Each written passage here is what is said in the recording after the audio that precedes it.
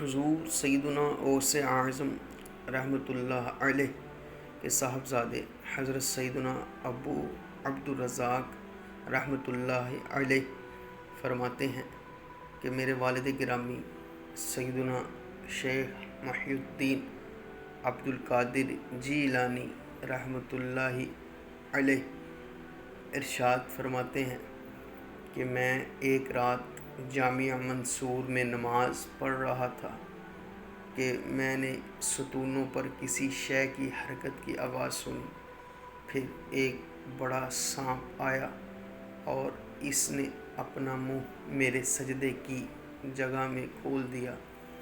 میں نے جب سجدے کا ارادہ کیا تو اپنے ہاتھ سے اس کو ہٹا دیا اور سجدہ کیا۔ پھر جب میں اتحیات کے لیے بیٹھا تو وہ میری ران پر چلتے ہوئے میری گردن پر چڑھ کر اس سے لپٹ گیا۔ جب میں نے سلام پھیرا تو اس کو نہ دیکھا۔ دوسرے دن میں جامعہ مسجد سے باہر میدان میں گیا تو ایک شخص کو دیکھا جس کی آنکھیں بلی کی طرح تھیں اور قد لمبا تھا۔ میں نے جان لیا کہ یہ جن ہے۔ اس نے مجھ سے کہا، میں وہی جن ہوں جس کو آپ رحمۃ اللہ علیہ نے کل رات دیکھا تھا۔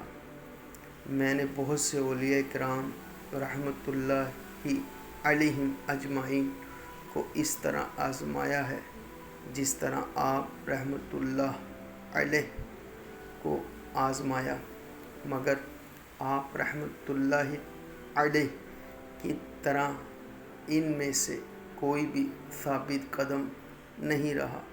ان میں بعض وہ تھے جو ظاہر و باطن سے گھبرا گئے، بعض وہ تھے جن کے دل میں اضطراب ہوا اور ظاہر میں ثابت قدم رہے، بعض وہ تھے کہ ظاہر میں مضطرب ہوئے اور باطن میں ثابت قدم رہے۔